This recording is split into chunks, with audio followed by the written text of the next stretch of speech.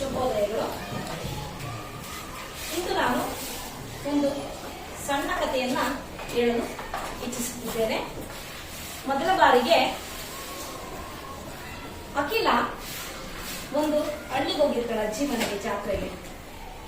ಅವಳು ಜಾತ್ರೆಗೆ ಹೋದಾಗ ಅಲ್ಲಿ ಸುಮಾರು ಆಟಿಕೆಗಳನ್ನ ಹಾಕಿರ್ತಾರೆ.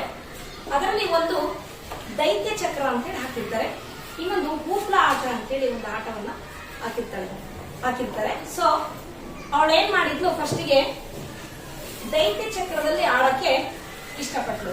ಯಾವ್ದ್ರಲ್ಲಿ? ದೈತ್ಯ ಚಕ್ರದಲ್ಲಿ ಆಟ ಆಡ್ಲಿಕ್ಕೆ ಇಷ್ಟಪಟ್ಲು. ಆಮೇಲೆ ಇನ್ನೂ ಒಂದು ಆಟ ಇತ್ತು, ಯಾವುದು ಅಂದ್ರೆ ಹೂಪ್ಲ ಅಂತಕ್ಕಂತ ಒಂದು ಆಟ. ಆ ಹೂಪ್ಲ ಆಟವನ್ನು ಆಡಲು ಸಹ ಅವಳು ಏನ್ ಮಾಡಿದ್ಲು, ಇಷ್ಟಪಟ್ಲು. ಸೊ ಹೂಪ್ಲ ಆಟ ಅಂದ್ರೆ ಹೆಂಗಿರುತ್ತೆ ಅಂದ್ರೆ ಒಂದು ರಿಂಗ್ ಆಕಾರದಲ್ಲಿ ಇರುತ್ತೆ. ಹೂಪ್ಲ ಆಟವನ್ನ ಆಡೋದು ಯಾಕಪ್ಪ ಅಂತಂದ್ರೆ, ಒಂದು ರಿಂಗು ಅಥವಾ ಉಂಗುರವನ್ನ ತೆಗೆದುಕೊಳ್ಬೇಕು ನಾವು. ಅಲ್ಲಿ ಸುಮಾರು ವಸ್ತುಗಳನ್ನ ಜೋಡಿಸಿರ್ತಾರೆ. ಆ ಯಾವುದಾದ್ರೂ ಒಂದು ವಸ್ತುವಿಗೆ ನಾವು ರಿಂಗ್ ಹಾಕಿದ್ರೆ ಆ ರಿಂಗು ಅಲ್ಲಿರ್ತಕ್ಕಂಥ ಯಾವುದಾದ್ರೂ ಒಂದು ವಸ್ತುವನ್ನ ಸುತ್ತುಗಟ್ಟಿದ್ರೆ ಅದನ್ನ ಎಂತ ಆಟ ಅಂತ ಕರಿತೀವಿ ನಾವು? ಎಂತ ಆಟ ಅಂತ ಕರಿತೀವಿ? ಹೂಪ್ಲ ಆಟ ಅಂತ ಹೇಳಿ ಕರಿತೀವಿ.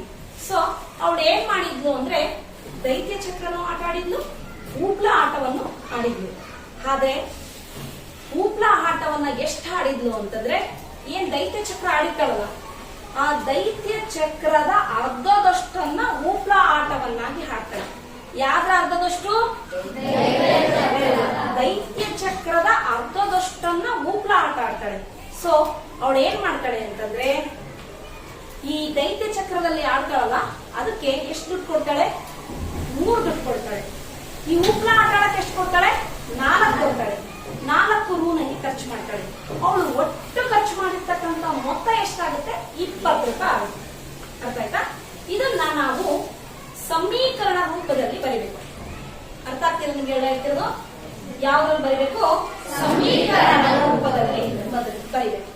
ಮೊದಲನೇ ಸಮೀಕರಣವನ್ನ ನಾವು ಯಾವ ರೀತಿ ಬರೀಬೇಕು ಅಂತಂದ್ರೆ, ನೋಡ್ರಿ, ಫಸ್ಟ್ ಅವಳು ಏನ್ ಮಾಡ್ತಾಳೆ, ಹೂಪ್ಲ ಆಟವಾಡಿದ ಸಂಖ್ಯೆಯು ದೈತ್ಯ ಚಕ್ರದಲ್ಲಿ ಆಡಿದ ಸವಾರಿಯ ಸಂಖ್ಯೆ ಎಷ್ಟರಷ್ಟಿತ್ತು ಅಂತ ಹಾಗೆ ಹೇಳಿದ್ದೆ, ಅರ್ಧದಷ್ಟಿತ್ತು ಅಂತ ಹೇಳಿದ್ದೆ. ಇದು ಒಂದನೇ ಸಮೀಕರಣ. ಎರಡನೇ ಸಮೀಕರಣ, ದೈತ್ಯ ಚಕ್ರದಲ್ಲಿ ಒಂದ್ ಸವಾರಿಗೆ ಎಷ್ಟು ಕೊಟ್ಲು? 3 ರೂಪಾಯಿ ಕೊಟ್ಲು. ಹೂಪ್ಲ ಆಡಕ್ಕೆ ಎಷ್ಟು ಖರ್ಚು ಮಾಡಿದ್ಲು? 4 ರೂಪಾಯಿ. ಸೊ ಟೋಟಲ್ ಆಗಿ ಅವಳು ಎಷ್ಟು ಖರ್ಚು ಮಾಡಿದ್ಲು ಅಂದ್ರೆ 20 ರೂಪಾಯಿ ಖರ್ಚು ಮಾಡಿದ್ಲು. ಸೊ ಈಗ ಆದ್ರೆ ಈ ಕ್ವಶನ್ ಕೇಳೋದು ಯಾವ ರೀತಿ, ಅವಳು ಮಾಡಿದ ಸವಾರಿಗಳ ಸಂಖ್ಯೆ ಎಷ್ಟು, ಆಟ ಆಡಿದ ಸಂಖ್ಯೆ ಎಷ್ಟು ಕಂಡುಹಿಡಿಯಿರಿ ಅಂತ ಕೇಳಿದ್ದಾರೆ. ಏನ್ ಕೇಳಿದರೆ, ಅವಳು ಆಡಿದಂತ ಸವಾರಿಗಳ ಸಂಖ್ಯೆ ಮತ್ತು ಆಡಿದ ಆಟಗಳ ಹೂಪ್ಲ ಆಟ ಆಡಿದ ಸಂಖ್ಯೆಗಳನ್ನ ಕಂಡುಹಿಡಿಯಿರಿ ಅಂತ ಕೇಳಿದರೆ, ನಾನು ಮೊದಲಿಗೆ, ಈಗ ನಿಮಗೆಲ್ಲ ಗೊತ್ತಲ್ಲ, ಚರಾಕ್ಷರನ ಯಾವಾಗ್ಲೂ ತಗೋಬೇಕಾದ್ರೆ ಯಾವ ರೀತಿ ತಗಂತೀವಿ?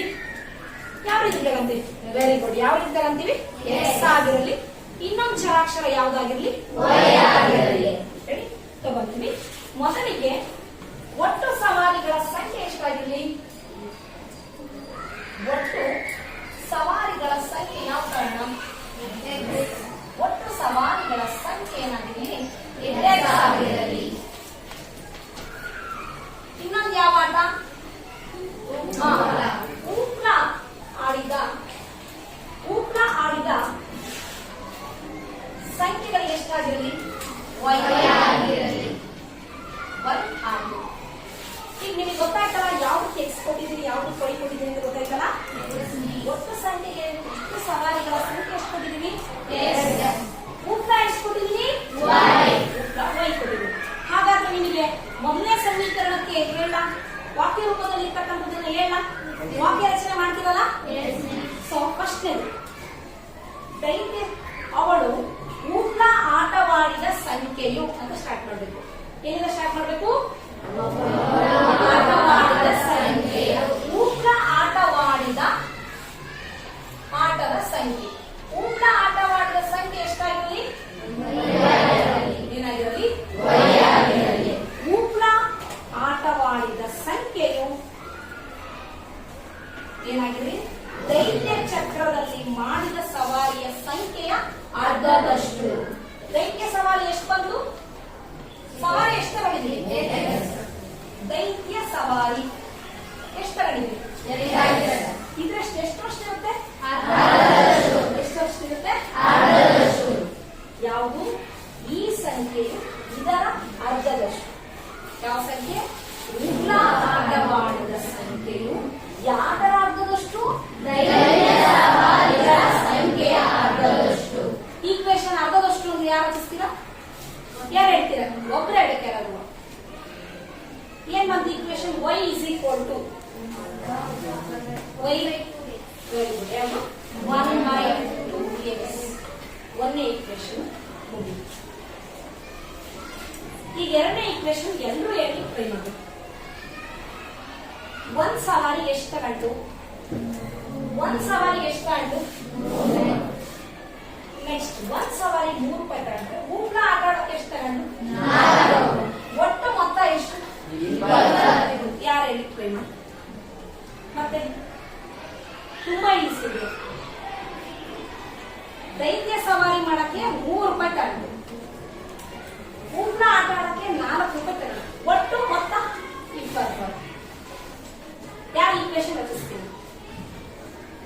ಸರಿ, ಈ ಸವಾರಿಗೆ ಎಷ್ಟು ರೂಪಾಯಿ ತಗೊಂಡು? 3 ರೂಪಾಯಿ. 3 ರೂಪಾಯಿ ಅಂದ್ರೆ ಎಷ್ಟು ಎಕ್ಸ್ ಆಗಬೇಕು? 3x. ಎಷ್ಟಾಗಬೇಕು ಲಕ್ಷ್ಮಿ? 3x. ನೆಕ್ಸ್ಟ್ ಮುಂದಿನ ಹೇಳ್ತೀಯ ಲಕ್ಷ್ಮಿ? 3x ಪ್ಲಸ್ 4y ಸುಮ್ಮನೆ ಇರಬೇಕು. ಒಟ್ಟು ಎಷ್ಟು ದುಡ್ಡು? 20. ಒಟ್ಟು ದುಡ್ಡು ಎಷ್ಟು? 20. ಈಕ್ವೇಶನ್ ರಚಿಸಿದ ಅರ್ಥ ಆಯ್ತಾ? 3 ರೂಪಾಯಿ ತಗೊಂಡಿರ್ತಾಳಾಗ 3 ರೂಪಾಯಿ ಕೊಟ್ಟಿರ್ತಾಳೆ. ಯಾವುದಕ್ಕೆ?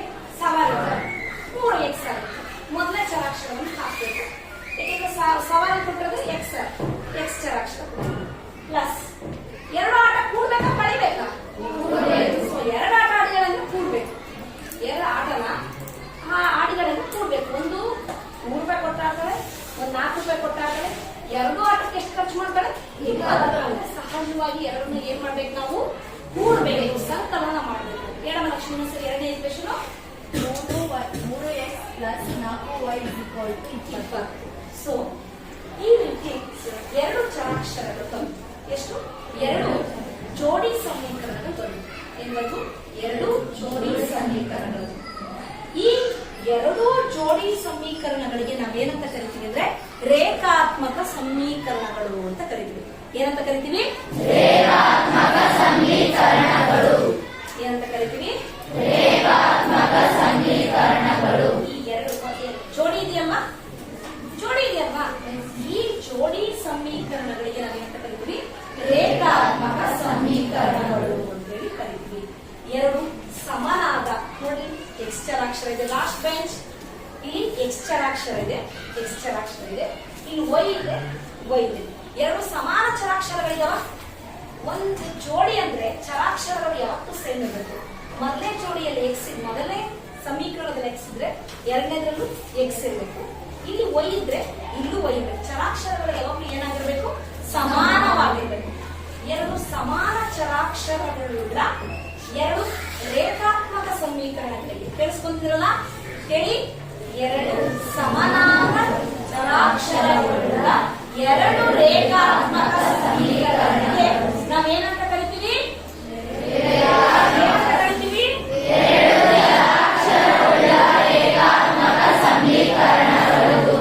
ಇಂದು ನಾವು 10ನೇ ತರಗತಿಯಲ್ಲಿ ಬರ್ತಕ್ಕಂಥ ಯಾವ ಪಾಠ?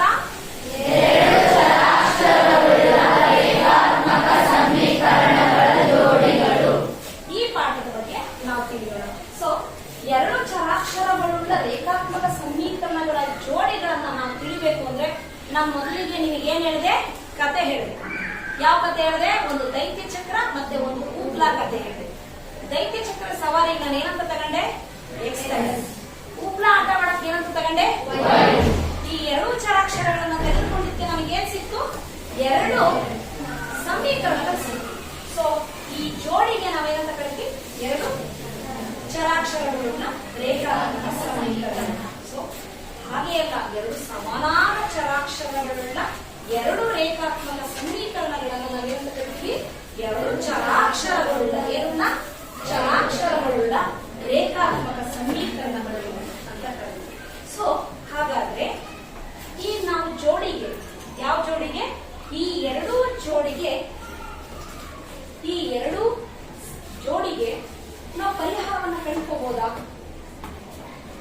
ಸಮೀಕರಣಗಳಿಗೆ ಪರಿಹಾರವನ್ನು ಕಂಡುಕೋಬಹುದಾ? ನಾವು ಇದನ್ನು ಸಾಲ್ವ್ ಮಾಡಬಹುದಾ? ಇವೆರಡೂ ಜೋಡಿಗಳನ್ನು ಸಾಲ್ವ್ ಮಾಡಬಹುದಲ್ವಾ? ಇವೆರಡೂ ಜೋಡಿಗಳನ್ನು ಸಾಲ್ವ್ ಮಾಡಿದ್ರೆ ನಮಗೆ ಎಕ್ಸ್ ಬೆಲೆ ಮತ್ತು ವೈ ಬೆಲೆ ತಿಳಿಯುತ್ತಲ್ವಾ? ಸೊ ಈ ಜೋಡಿ ಸಮೀಕರಣಗಳಿಗೆ ನಾವು ಪರಿಹಾರವನ್ನ ಕಂಡುಕೋಬಹುದು. ಯಾವುದಕ್ಕೆ? ಈ ಜೋಡಿ ಸಮೀಕರಣಗಳಿಗೆ ನಾವು ಪರಿಹಾರವನ್ನ ಕಂಡುಕೋಬಹುದು. ಆ ಪರಿಹಾರ ಎಷ್ಟು ವಿಧಾನಗಳಲ್ಲಿದೆ ಅಂದ್ರೆ 3 ವಿಧಾನಗಳಲ್ಲಿದೆ. ಒಂದು ಯಾವ ವಿಧಾನ ಅಂದ್ರೆ ನಕ್ಷಾ ವಿಧಾನ. ಎರಡನೇ ವಿಧಾನ ಯಾವುದು? ಆದೇಶ ವಿಧಾನ. ಮೂರನೇ ವಿಧಾನ ಯಾವುದು? ವರ್ಜಿಸುವ ವಿಧಾನ. ಸೊ ಈ ಪಾಠದಲ್ಲಿ 2 ಚರಾಕ್ಷರಗಳುಳ್ಳ ರೇಖಾತ್ಮಕ ಸಮೀಕರಣ ಪಾಠದಲ್ಲಿ ನಮಗೆ ಏನ್ ಕೊಟ್ಟಿದ್ದಾನೆ? 3 ವಿಧಾನದಲ್ಲಿ ಈ ಜೋಡಿಗೆ ನಾವು ಏನ್ ಮಾಡಬಹುದು? ಪರಿಹಾರವನ್ನ ಕಂಡುಕೋಬಹುದು. ಯಾವ್ಯಾವ್ದು ಅಂತ ಹೇಳಿದ್ರೆ ನೆನಪಿದೆಯಾ ಯಾರ್ಯಾರು? ಈಗ ಹೇಳಿದೆ ಯಾವ್ಯಾವ ವಿಧಾನ?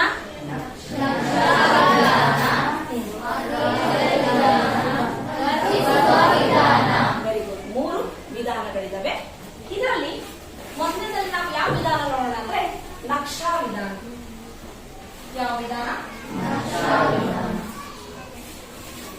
ನಕ್ಷಾ ವಿಧಾನ.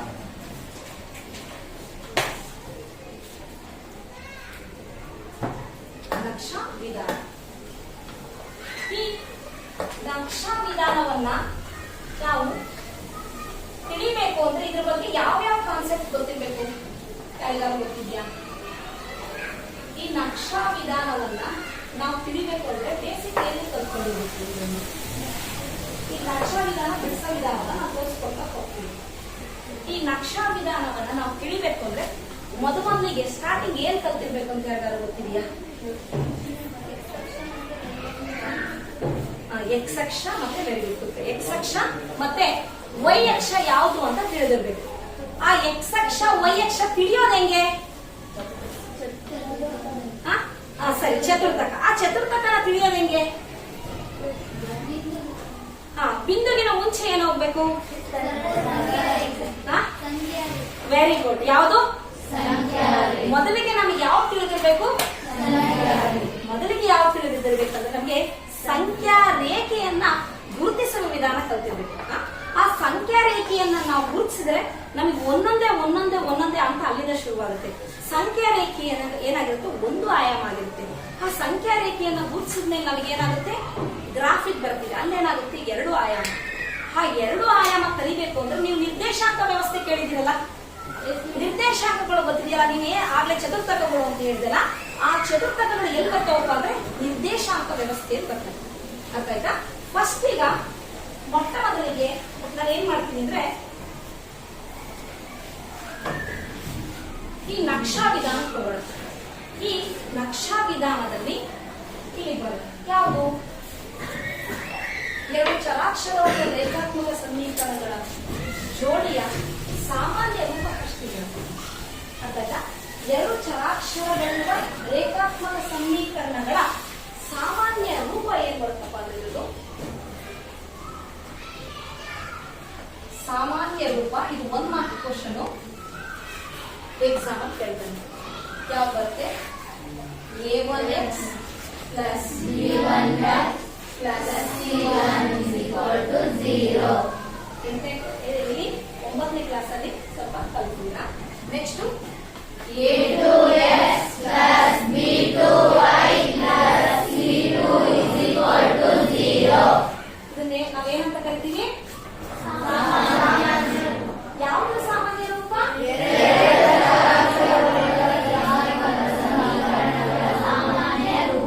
2 ಚರಾಕ್ಷರಗಳುಳ್ಳ ರೇಖಾತ್ಮಕ ಸಮೀಕರಣಗಳ ಸಾಮಾನ್ಯ ರೂಪ ಏನು ಅಂತ ನಿಮಗೆ ಎಕ್ಸಾಮ್ಗೆ 1 ಮಾರ್ಕ್ಸ್ ಕೇಳ್ತಾರೆ. ನೀವೇನಂತ ಬರೀತೀರಾ? a1x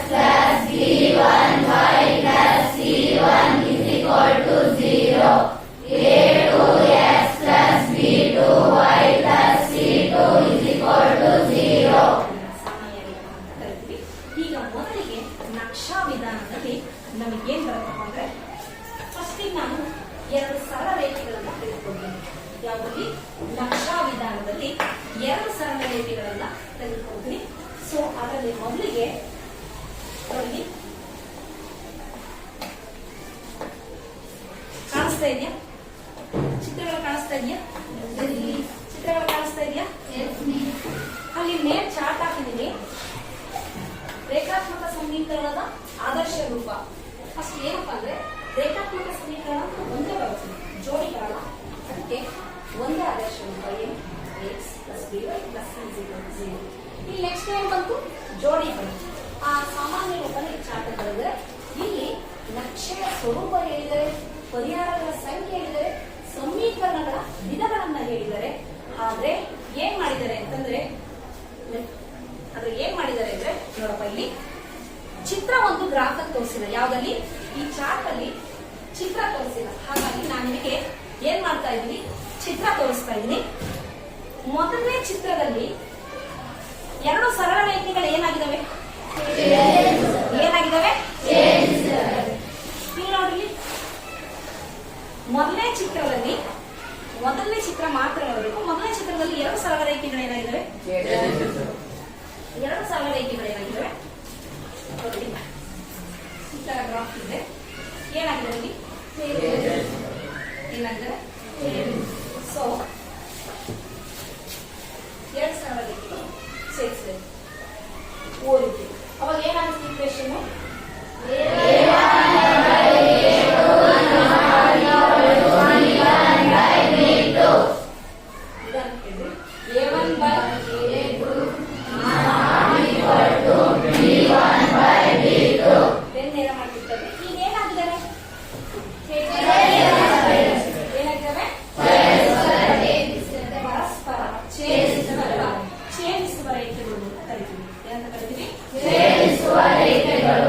ಇದಕ್ಕೆ ಒಂದೇ ಒಂದು ಪರಿಹಾರ ಮಾತ್ರ ಸಿಗುತ್ತೆ. ಇದಕ್ಕೆ ಸಿಗುತ್ತೆ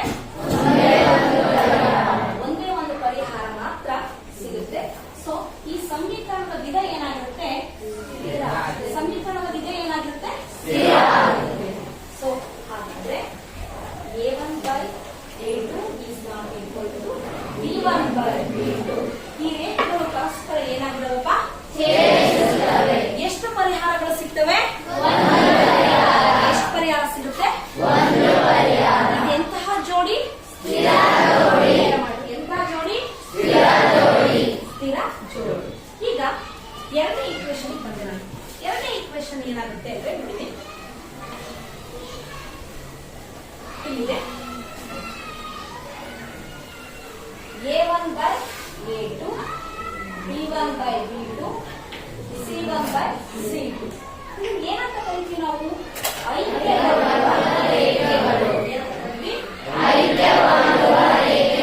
ನೋಡಿ ಗ್ರಾಫ್ ಅಲ್ಲಿ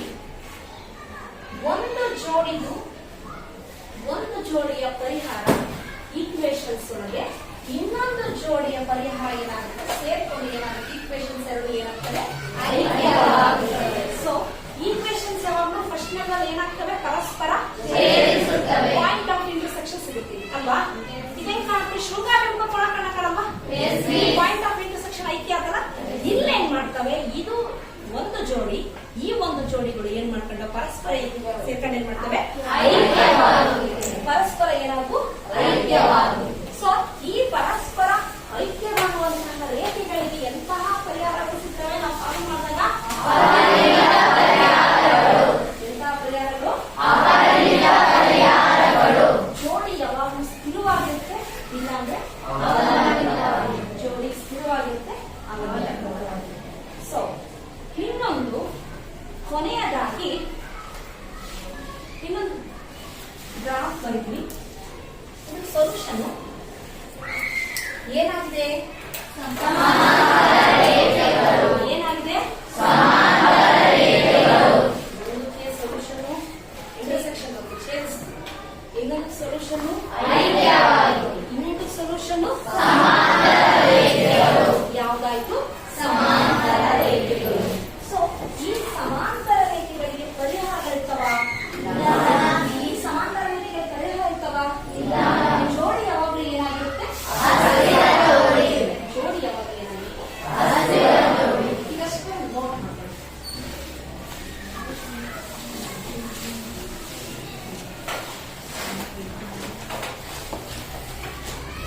ಆಯ್ತಾ,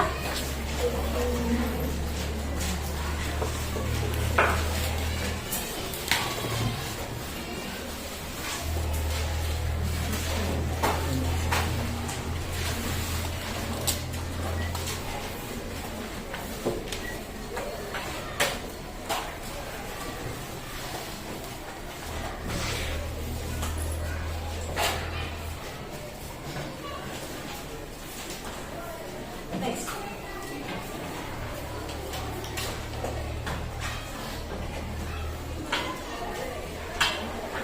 ಒಂದ್ಸರಿ ಗ್ಲಾನ್ಸ್ ಮಾಡ್ತೀರಾ? ಹೇಳಿ ನೋಡೋಣ.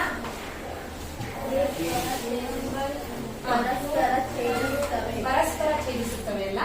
ಈಕ್ವೇಶನ್ ಹೇಳಿದರೆ ಹೋಗ್ಬಾರ್ದು.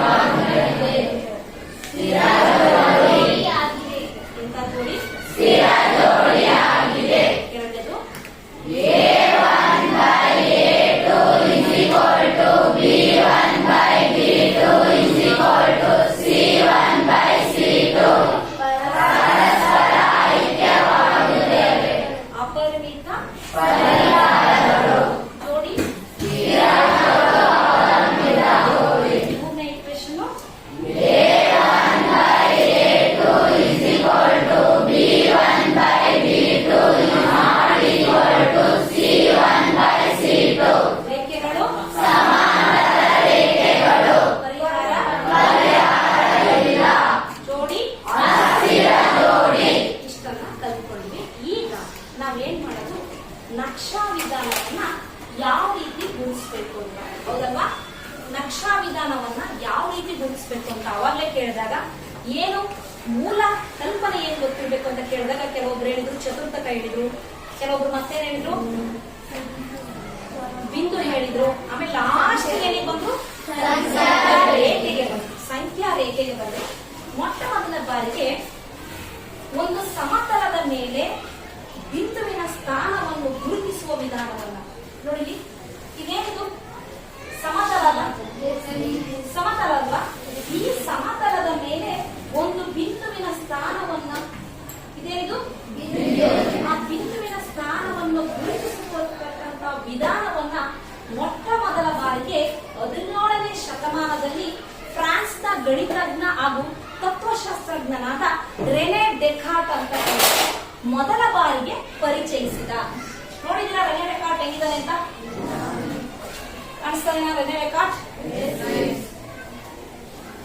ಇವನೇನು ಗಣಿತಜ್ಞ ಹಾಗೂ ತತ್ವಶಾಸ್ತ್ರಜ್ಞ. ಯಾರು ಯಾರ್ಯಾರಿವನು?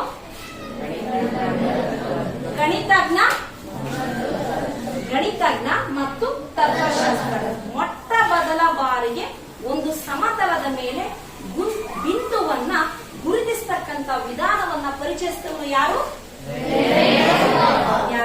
ರೆನೆ ಡೆಕಾರ್ಟ್ ಅಂತಕ್ಕಂಥವ್ರು ಏನ್ ಮಾಡ್ದ? ಪರಿಚಯವನ್ನ ಮಾಡ್ತಾನೆ. ಸೊ ನೋಡಿ, 1637ರಲ್ಲಿ ಬೀಜಗಣಿತ ಮತ್ತು ಜ್ಯಾಮಿತಿಯನ್ನೊಳಗೊಂಡಂತೆ ಜ್ಯಾಮಿತಿಯ ಅಧ್ಯಯನವನ್ನ, ಜಿಯೋಮೆಟ್ರಿಯನ್ನ, ಸೊ ಲಾ ಜಿಯೋಮೆಟ್ರಿ ಅಂತಕ್ಕಂಥ ಒಂದು ಪುಸ್ತಕವನ್ನ ಯಾರು ಪ್ರಕಟಿಸ್ತಾರೆ? ರೆನೆ ಡೆಕಾರ್ಟ್ ಅಂತಕ್ಕಂಥ ತತ್ವಶಾಸ್ತ್ರಜ್ಞ ಮತ್ತು ಗಣಿತಜ್ಞ ಏನ್ ಮಾಡ್ದ? ಈ ಪುಸ್ತಕವನ್ನ ಪ್ರಕಟಿಸಿದಂತೆ. ಯಾವಾಗ? 1637ರಲ್ಲಿ ಪ್ರಕಟಿಸಿದ.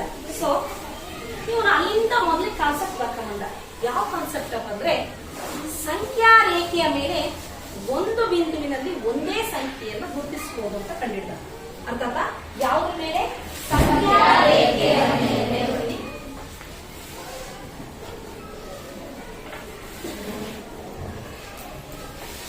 ಸಂಖ್ಯಾ ರೇಖೆ ಮಧ್ಯದಲ್ಲಿ ಯಾವ ಅಕ್ಷರವನ್ನ ಬರೀತೀವಪ್ಪ? ಸಂಖ್ಯಾ ರೇಖೆಯನ್ನು ಗುರುತಿಸುವ ವಿಧಾನವನ್ನ ಕಲ್ತಿದ್ದೀರಲ್ಲ? 8ರಲ್ಲೂ ಕಲ್ತಿದ್ದೀರಾ, 9ನೇ ತರಗತಿಯಲ್ಲೂ ಕಲ್ತಿದ್ದೀರಾ. ಸಂಖ್ಯಾ ರೇಖೆಯ ಮೇಲೆ ಮೊಟ್ಟ ಮೊದಲ ಬಾರಿಗೆ ಏನ್ ಗುರುತಿಸ್ತೀರಾ? ಬರಬಾರದು ಹೋದಾಗ ಏನ್ ಗುರುತಿಸ್ತೀರಪ್ಪ? ಏನ್ ಗುರುತಿಸ್ತೀರಾ?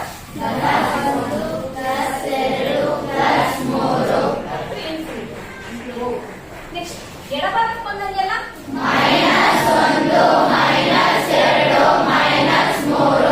ಸೊ ಈ ಸಂಖ್ಯಾ ರೇಖೆ ಮೇಲೆ ಮೊದಲು ನೀವು ಏನ್ ಮಾಡಿದ್ರೆ ಒಂದೇ ಒಂದು ಬಿಂದುವನ್ನು ಗುರುತಿಸೋದನ್ನು ಪರಿಚಯಿಸಿಕೊಂಡು. ಸೊ ಯಾವ್ದಪ್ಪ ಅಂದ್ರೆ ಸಂಖ್ಯಾ ರೇಖೆಯ ಮೇಲೆ ಒಂದೇ ಒಂದು ಬಿಂದುವಿನಲ್ಲಿ ಒಂದೇ ಸಂಖ್ಯೆಯನ್ನು ಗುರುತಿಸಬಹುದು ಅಂತ ಹೇಳಿದ್ರೆ ಒಂದು ಸಂಖ್ಯೆಯನ್ನು ಗುರುತಿಸಿದ್ರೆ ಏನಾಗುತ್ತೆ? ಒಂದು ಆಯಾಮ ಆಗುತ್ತೆ. ಸೊ ಫಾರ್ ಎಕ್ಸಾಂಪಲ್ 3 ಗುರುತಿಸ್ರಿ ಅಂತ ಹೇಳ್ತೀವಿ. ಎಲ್ಲಿ ಗುರುತಿಸ್ತೀರಾ? ಬಲಭಾಗದಲ್ಲಿ ಗುರುತಿಸ್ತೀರಾ, ಎಡಭಾಗದಲ್ಲಿ ಗುರುತಿಸ್ತೀರಾ?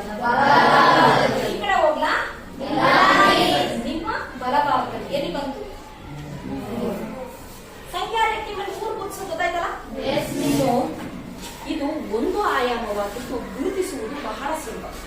ಅರ್ಥಾತ್ ಈಗ ನೆಕ್ಸ್ಟ್ ನಾನು ಎಲ್ಲಿಗೆ ಹೋಗ್ತೀನಿ ಅಂದ್ರೆ ಸಂಖ್ಯಾ ರೇಖೆಯನ್ನು ಗುರುತಿಸ್ತೇನೆ. ಸೊ ಒಂದು ಆಯಾಮ ಮುಗಿತು. ಒಂದೊಂದು ಆಯಾಮದಲ್ಲಿ ಒಂದೇ ಒಂದು ಬಿಂದುಗಳನ್ನು ನಾನು ಗುರುತಿಸ್ತೇನೆ. ಈಗ ಬಂದು ಎರಡು ಆಯಾಮದಲ್ಲಿ ಗುರುತಿಸಕ್ಕೆ ಎರಡು ಬಿಂದುಗಳು ಸಾಕು.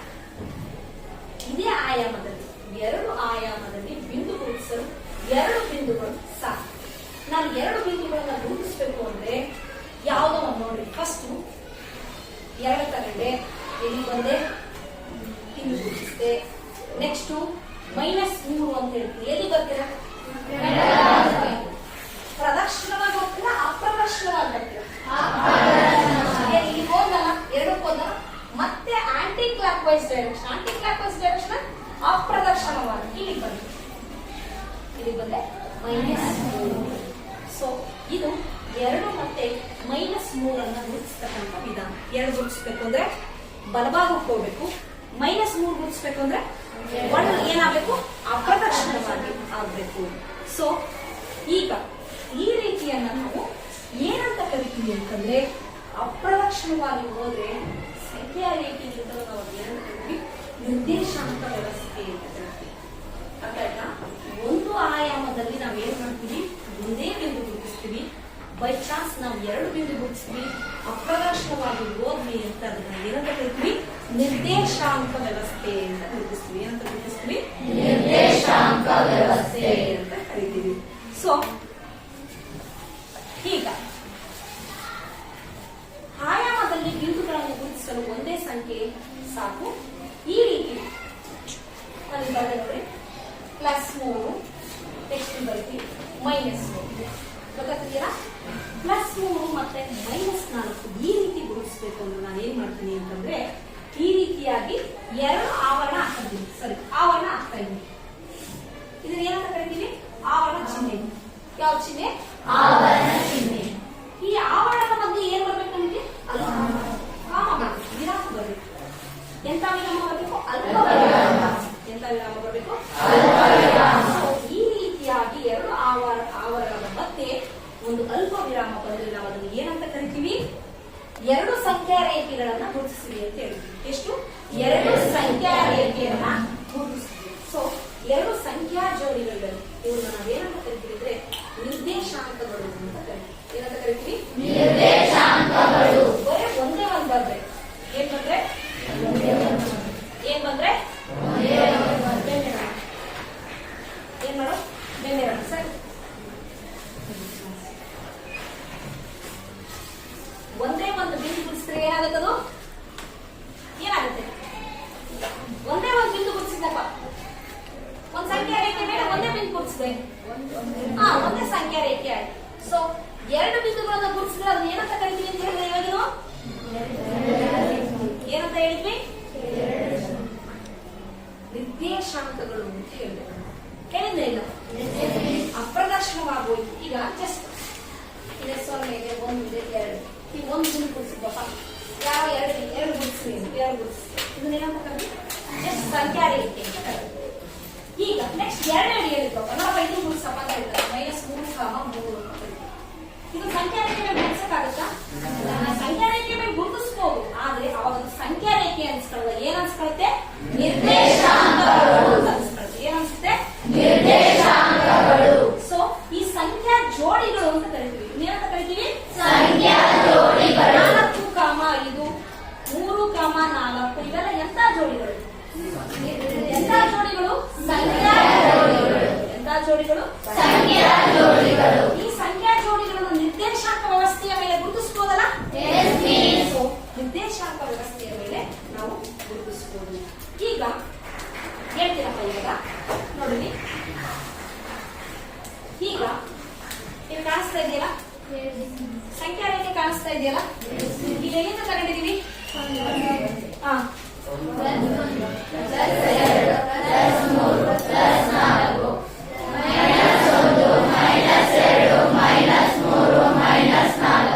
ಇದಿಷ್ಟು ಸಂಖ್ಯಾ ರೇಖೆ ಆಗಿದೆ. ಸರಿ, ನಾನೀಗ ಏನ್ ಮಾಡಿದೆ? ಇನ್ನೊಂದು ಅಕ್ಷರ ಹಾಕಿದೆ. ಹೇಳ್ಕೊಡ್ತೀನಿ ಹೆಂಗೆ ಹೇಳ್ತೀನಿ. ಸೊ ಈ ಸಂಖ್ಯಾ ರೇಖೆ ಮೇಲೆ ಬರೀ ಅಕ್ಷರ ಇಲ್ಲಿ 3, 4 ಗುರುತಿಸಿದೆ. ಈ 4 ಗುರುತಿಸಿದ್ರೆ ಒಂದೇ ಸಂಖ್ಯೆ ರೇಖೆ ಆಗುತ್ತೆ. ಮತ್ತೆ -3 ಗುರುತಿಸ್ಬೇಕು. ನಾನು ಎಲ್ಲಿ ಬರಬೇಕು? ಅಪ್ರದಕ್ಷಿಣವಾಗಿ ಬರ್ಬೇಕು. ಏನ್ ಬರ್ಬೇಕು? ಸೊ ಈ ಅಪ್ರದಕ್ಷಿಣವಾಗುವುದನ್ನು ನಾನು ಏನಂತ ಕರಿತೀನಿ? ನಿರ್ದೇಶಾಂಕ ವ್ಯವಸ್ಥೆ ಅಂತ ಕರಿತೀನಿ. ಏನಂತ ಕರಿತೀನಿ? ನಿರ್ದೇಶಾಂಕ ವ್ಯವಸ್ಥೆ. ಆ ಒಂದ್ ಜೋಡಿ ಹೇಳ್ತೀನಪ್ಪ, 1,1 ಗೊತ್ತಾಗುತ್ತೆ ಹೆಂಗ್ ಗುರುತಿಸ್ಬೇಕು ಅಂತ? ಹೆಂಗ್ ಗುರುತಿಸ್ಬೇಕು? ಎಲ್ಲಿದೆ? +1 ಅಲ್ಲ? ಒಂದು ಯಾವ ಅಕ್ಷರಲ್ಲಿ? ಫಸ್ಟ್ ನಾವ್ ಯಾವಾಗ್ಲೂ ಯಾವ ಅಕ್ಷರ ತಗೊಂತೀವಿ? ಆಮೇಲೆ ಯಾವಾಗ ತಗೊಂತೀವಿ?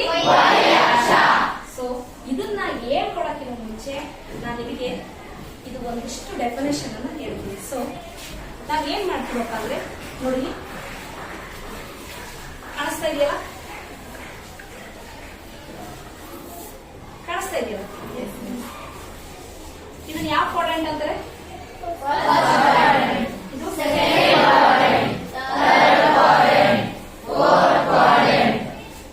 First, second, third, fourth. ಇದು ಮೊದಲನೇ ಚತುರ್ಥಕ, ಎರಡನೇ ಚತುರ್ಥಕ, ಮೂರನೇ ಚತುರ್ಥಕ, ನಾಲ್ಕನೇ ಚತುರ್ಥಕ. ನಿಮಗೆ ಚಿಹ್ನೆಗಳು ಏನಾದ್ರೂ ಗೊತ್ತಾ ಮೊದಲನೇ ಚತುರ್ಥಕದಲ್ಲಿ?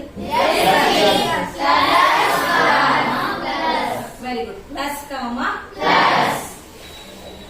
ಒಂದು ತುಂಬಾ ಈಸಿ ಆಗಿರೋ ಕಾನ್ಸೆಪ್ಟ್ ಏನಪ್ಪ ಅಂದ್ರೆ, ನೀವು ಯಾವಾಗ್ಲೂ ಬರ್ಕೋಬೇಕಾದ್ರೆ ಫಸ್ಟ್ ಏನ್ ಮಾಡ್ಬೇಕು? ಪ್ಲಸ್ ಪ್ಲಸ್ ಹಾಕೋಬೇಕು. ಆಪೋಸಿಟ್ ಇರೋದನ್ನ ಮೈನಸ್ ಕಾಮ ಮೈನಸ್. ಇದು ಪ್ಲಸ್ ಕಾಮ ಪ್ಲಸ್, ಇದು ಮೈನಸ್ ಕಾಮ ಮೈನಸ್. ಈ ಉಳಿತಕ್ಕಂಥ ಯಾವ ಚತುರ್ಥಕ?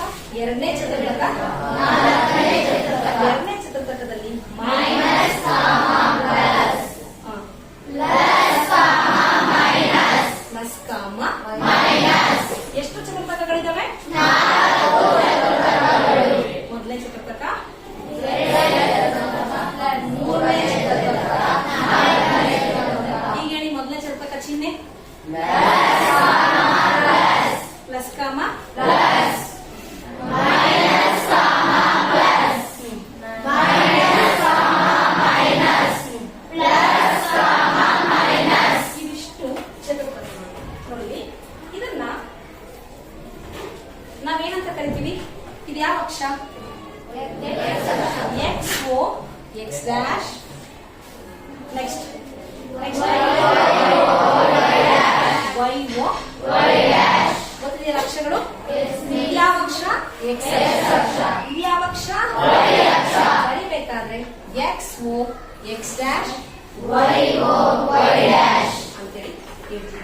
ಇದಿಷ್ಟು ಈ ನಕ್ಷೆಗೆ ಮೂಲ ಸ್ವರೂಪ. ಇನ್ನೊಂದು ನೋಡ್ರಿ, ಒಂದಿಷ್ಟು ಇನ್ಫಾರ್ಮೇಶನ್ ಹೇಳ್ತೀನಿ. ಸೊ ಗ್ರಾಫ್ ಹಾಳೆಯು ಎರಡು ಪರಸ್ಪರವಾದ ಲಂಬ ರೇಖೆಗಳನ್ನು ಒಳಗೊಂಡಿದೆ. ತೋರಿಸಿದ ಲಂಬ ರೇಖೆಗಳಿಗೆ ಇಲ್ಲಿ ಒಂದು ಲಂಬ ರೇಖೆ, ಇಲ್ಲಿ ಒಂದು ಲಂಬ ರೇಖೆ. ಪರ್ಪೆಂಡಿಕ್ಯುಲರ್ ಆಗಿದೆಯಾ?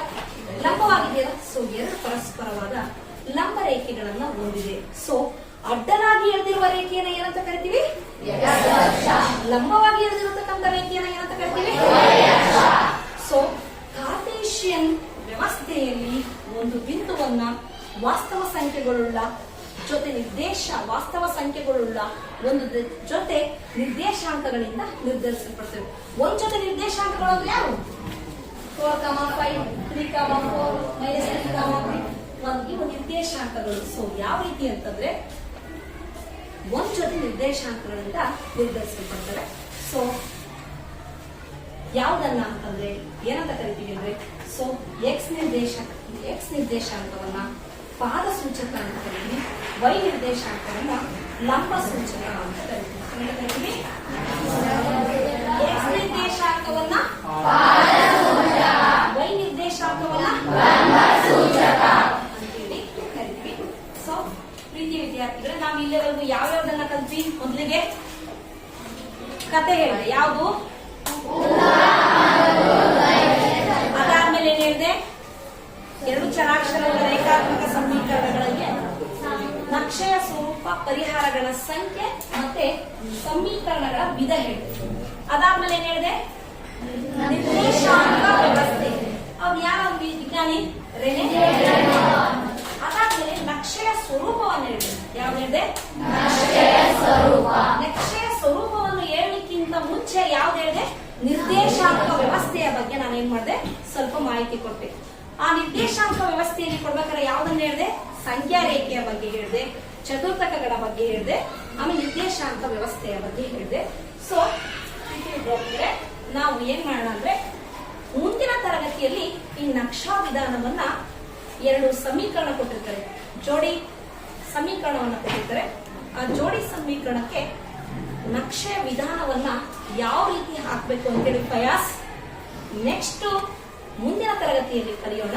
ಈಗ ನಾನು ಇದುವರೆಗೂ ಮಾಡಿರ್ತಕ್ಕಂಥ ಈ 2 ಚರಾಕ್ಷರಗಳುಳ್ಳ ರೇಖಾತ್ಮಕ ಸಮೀಕರಣ ಜೋಡಿಗಳ ಬಗ್ಗೆ ನಾನೇನ್ ಮಾಡ್ತೀನಿ, ಒಂದಿಷ್ಟು ಕ್ವಶನ್ಸ್ ಅನ್ನ ಕೇಳೋಣ ಅಂತ ಹೇಳ್ತೀನಿ. ಹೇಳ್ತೀರಲ್ಲ, ಆನ್ಸರ್ ಹೇಳ್ತೀರಲ್ಲ?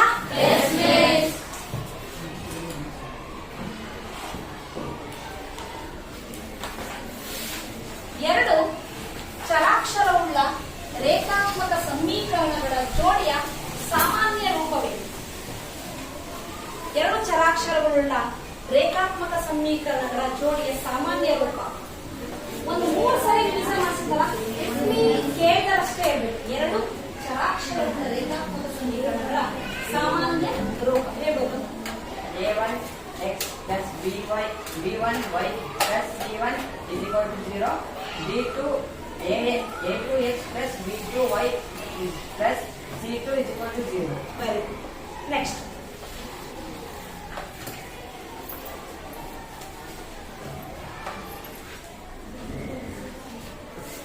A1 2 ಸರಳ ರೇಖೆಗಳು ಮೊದಲಿಗೆ ಏನ್ ಮಾಡ್ತವೆ, ಛೇದಿಸ್ತವೆ. ಅದ್ರದ್ದು ಈಕ್ವೇಶನ್ ಹೇಳ್ತೀರಾ?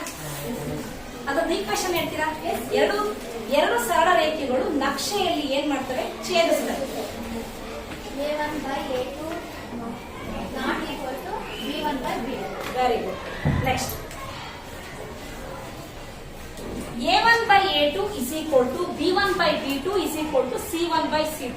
2 ಸರಳ ರೇಖೆಗಳು ಪರಸ್ಪರ ಏನಾಗ್ತವೆ, ಕೇಳಿದಷ್ಟೇ. 2 ರೇಖೆಗಳು ಪರಸ್ಪರ ಏನಾಗ್ತವೆ? Very good. ಏನಾಗ್ತವೆ? ಈಗ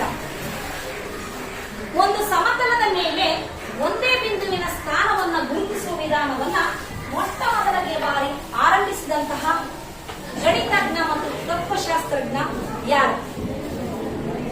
ಕೇಳಿದರಷ್ಟೇ ಹೇಳಿ. ಎಷ್ಟು ಕೈ ಇಷ್ಟೇ ಬಂದಿರೋದ? ಮತ್ತೆ ಯಾರು ಹೇಳ್ತೀರ? ಹೇಳಷ್ಟು. ಯಾರು? ರೆನೆ ಡೆಕಾರ್ಡ್.